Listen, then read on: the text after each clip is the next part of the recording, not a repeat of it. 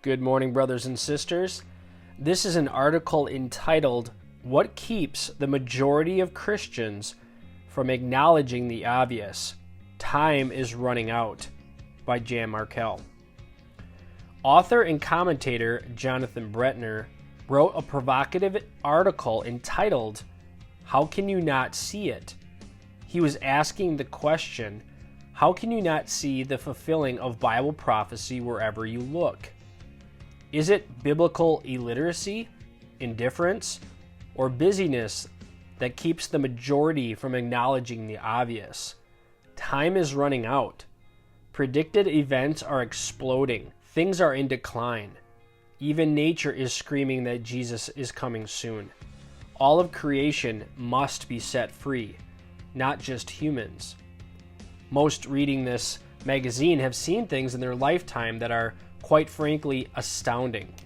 The rebirth and prospering of the nation of Israel, the rise of artificial intelligence, the preparation of the coming digital currency, the rise of Mark of the Beast technology, the rise of apostasy in the church the last 60 years, the death of discernment, talk of a third temple in Israel, the scoffing of Bible prophecy, a cancel culture that cancels Christians, the exponential rise of evil, and the rise of anti-Semitism. The list could go on with another 20 bullet points. A headline on the Drudge Report said it all. Global economy struggles amid inflation and war. The world is a mess. As Jonathan Brentner states, 25 years ago, it would have been impossible for the Antichrist to control commerce in the world in the way that we read in Revelation 13. He would have needed a massive army of devotees to do so. Today, with the advances of artificial intelligence, gigantic databases, and 5G technology, it will soon be possible for one person to set the parameters of buying and selling for everyone in the world.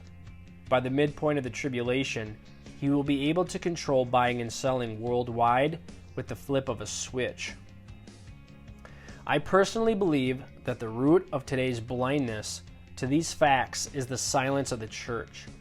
Some 30 years ago, our seminaries dropped eschatology from their class lineup, and pastors have not been trained in things to come.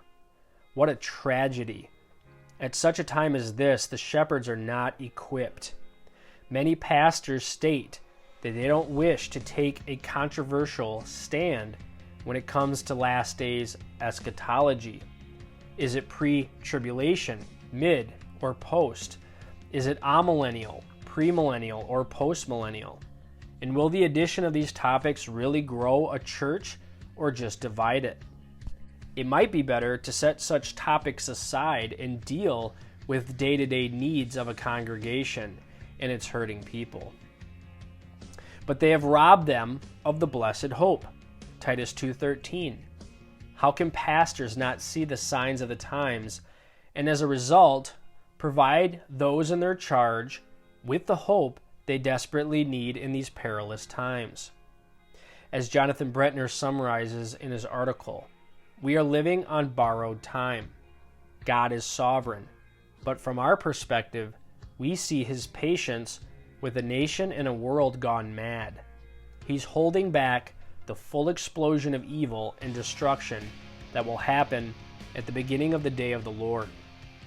He concludes, "I know that the majority of those reading this article agree with me, and the intent of my question is to reinforce your valid beliefs. It takes a purposeful ignorance of Bible prophecy not to recognize that the world, and especially the U.S., rests on the edge of a cliff." You can see the nearness of his return. Very few reading this would disagree. What a blessing that God has opened your eyes to this truth and to the lateness of the hour. You cannot be accused of being in ignorance. You devour all the issues and news of the day to keep up and to help you look up. You are the righteous, eager remnant. May your numbers increase as we wind down the church age. God bless, and Maranatha.